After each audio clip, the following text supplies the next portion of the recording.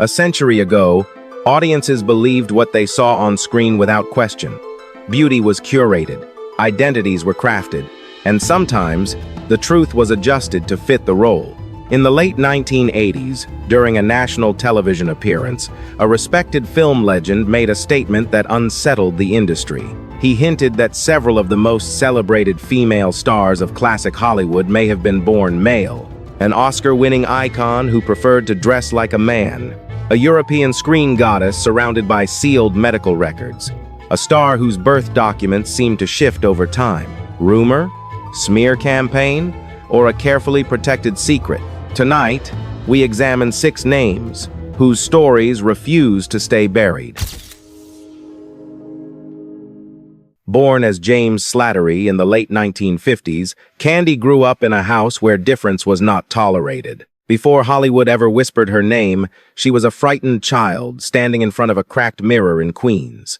Family accounts describe a quiet boy drawn to glamour magazines and old movie stars. At school, classmates mocked her softness. At home, small acts of self-expression were reportedly met with warnings. Those early years formed a pattern that would follow her for the rest of her life. Invisibility in daylight, authenticity in secret. By the time she left for Manhattan as a teenager, she had already chosen a new name. Candy. In the underground clubs of New York, she crafted herself carefully. Platinum hair, silk dresses, a voice rehearsed to sound fragile yet deliberate. She did not sing, she did not dance, but she understood presence. People remembered her. Her breakthrough came when Andy Warhol cast her in his experimental films. Suddenly, Candy Darling was no longer just a downtown performer. She became associated with a cultural movement. Lou Reed later immortalized her in Walk on the Wild Side, placing her name into mainstream consciousness. But recognition did not erase suspicion. Studio executives reportedly hesitated to cast her beyond underground cinema. Some insiders later claimed that producers feared mainstream audiences would not accept a performer whose gender history might become public discussion. There were no official studio memos confirming this, but casting rejections followed a pattern. Candy herself never framed her identity as deception. In interviews, she spoke about wanting to be seen simply as a woman. Yet medical realities complicated the narrative. Friends acknowledged she underwent hormone treatments at a time when long-term effects were poorly understood. One physician allegedly warned her that the physical strain could shorten her life. In the early 1970s, after experiencing persistent illness, she was diagnosed with lymphoma. Publicly, the illness was discussed without linking it to anything else. Privately, some within her circle questioned whether years of hormone therapy had weakened her body. There is no conclusive record proving that connection. Only speculation. When Candy Darling died in 1974, she was 29 years old. On her headstone, she is remembered as a woman. No ambiguity, no footnote.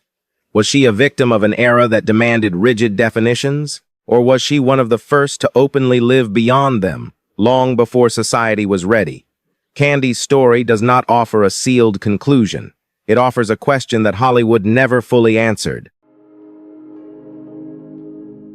Before Hollywood ever crowned her an icon, there were already fragments of a different story. Born in Berlin in 1901, Marlene Dietrich emerged from post-war Germany with a carefully constructed identity. Early records describe a disciplined upbringing and a reserved personality, yet photographs from her youth reveal sharp facial structure, squared shoulders, and a comfort in tailored garments that subtly challenged expectations long before she reached American screens. Her breakthrough came when director Joseph von Sternberg cast her in Morocco in 1930. The film turned her into an international sensation. But what captivated audiences was not simply beauty, it was precision. Dietrich understood how to hold a room, how to pause before speaking, how to let the camera linger on ambiguity. Fame followed quickly. With fame came scrutiny. Hollywood celebrated her androgynous elegance, yet privately the industry relied on carefully maintained categories. Dietrich wore trousers to formal events, kept her voice low and measured, and rejected interviews that probed too deeply into her personal history. For some, she represented liberation. For others, She represented something harder to define. In the 1950s, references surfaced during legal disputes to internal studio concerns about contractual identity consistency prior to renewing agreements. No full documents were ever publicly released, only fragments cited in memoirs and second-hand accounts. The language was subtle, but it suggested that image management extended beyond wardrobe and publicity. European tabloids later revisited school records of a student with a similar surname enrolled in an all-boys institution in Berlin. Historians dismissed the claim as coincidence, yet the rumor resurfaced repeatedly over decades. Biographers added further speculation, referencing alleged surgical scars and long-term medical treatments. None of these claims were supported by verified medical records. Dietrich protected her privacy meticulously, and access to her personal files remained restricted even after her death. What remains undeniable is her control over presentation. She worked closely with lighting crews to sculpt shadows across her face. She demanded precise tailoring. She understood how camera angles could alter perception. These decisions can be interpreted as artistic mastery. They can also be read as careful preservation of an image that could not afford instability. When Marlene Dietrich died in 1992, no sealed file was dramatically opened. No final clarification arrived. Only the ambiguity remained. Was she simply ahead of her time, redefining femininity on her own terms? Or did Hollywood quietly protect something more complex behind tailored suits and disciplined silence? The record never fully closes. In the news once again is Christine Jorgensen, shown being honored by the Scandinavian Societies of Greater New York at their annual In December 1952, a headline stopped the country. Ex-GI becomes blonde beauty. The story spread across front pages in New York before traveling nationwide. For many Americans, this was the first time they had ever seen gender transition discussed openly. Christine Jorgensen became an overnight symbol, not just of transformation, but of something the public did not fully understand. Before the headlines, she had been George William Jorgensen, Jr., a quiet young man from the Bronx who enlisted in the United States Army during the late 1940s. Military records from that period describe her as reserved, physically slight, and frequently isolated from fellow soldiers. Internal evaluations reportedly noted psychological consultations related to gender identity concerns, though full documentation was never made widely public. After leaving the Army, George traveled to Denmark, where pioneering medical procedures were being developed. Between 1950 and 1951, Christine underwent a series of surgeries and hormone treatments that were considered groundbreaking at the time. Danish doctors publicly acknowledged the procedures, framing them as medical innovation rather than scandal. When Christine returned to New York, the media response was immediate and overwhelming. Reporters followed her movements. Cameras waited outside her residence. She granted interviews with composure, speaking calmly about wanting to live authentically. Behind the scenes, government agencies paid attention. Declassified files released decades later confirmed that federal authorities opened a file on her, monitoring public reaction and correspondence. A memorandum from that era suggested concern about the potential social impact of her visibility. The language did not accuse, it assessed. But it demonstrated that her existence had moved beyond personal identity into national conversation. Christine leaned into public life rather than retreating from it. She toured the country giving lectures, appeared on television programs, and wrote an autobiography that became a bestseller. On stage, she projected confidence. In interviews, she insisted that she was not a medical curiosity but a person exercising agency. Yet even as she gained recognition, legal barriers remained.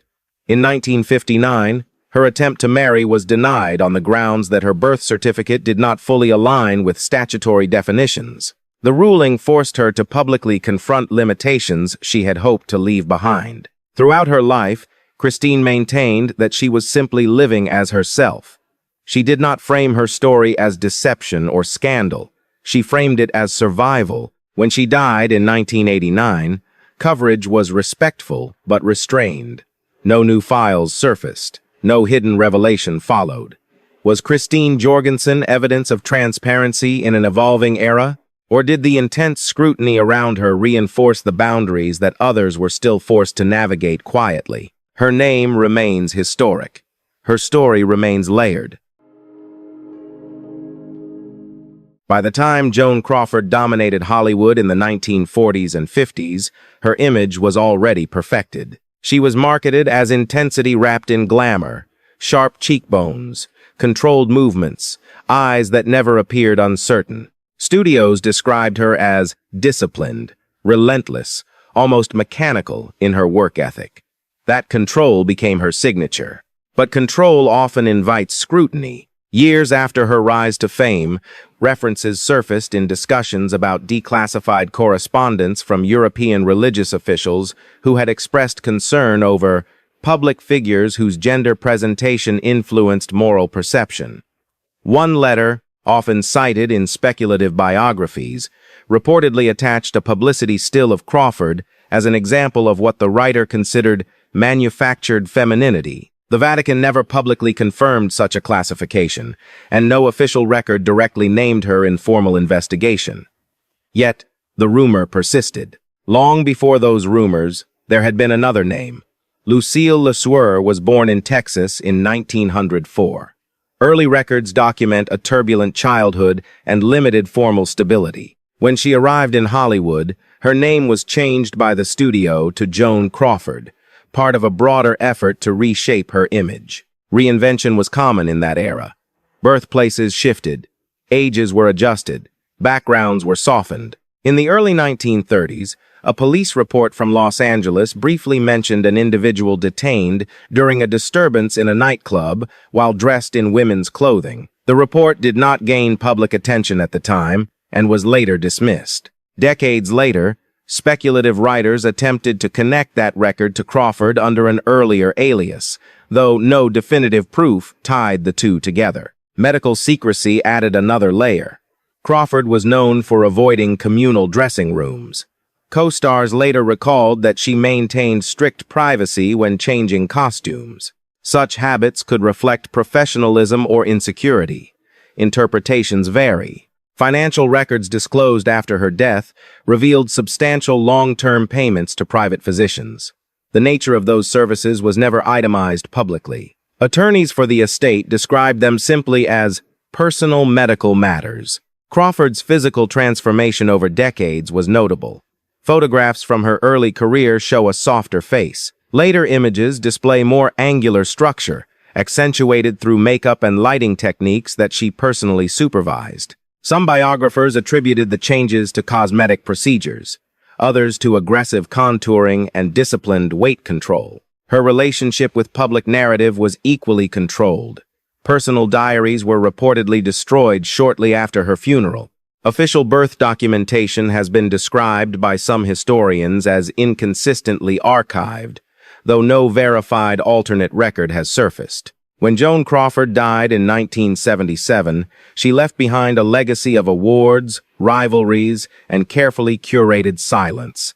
Was she simply a master of reinvention in an industry built on transformation? Or did reinvention serve a deeper purpose, protecting something that could not survive public scrutiny in mid-century America? The records available today offer fragments. The rest remains interpretation.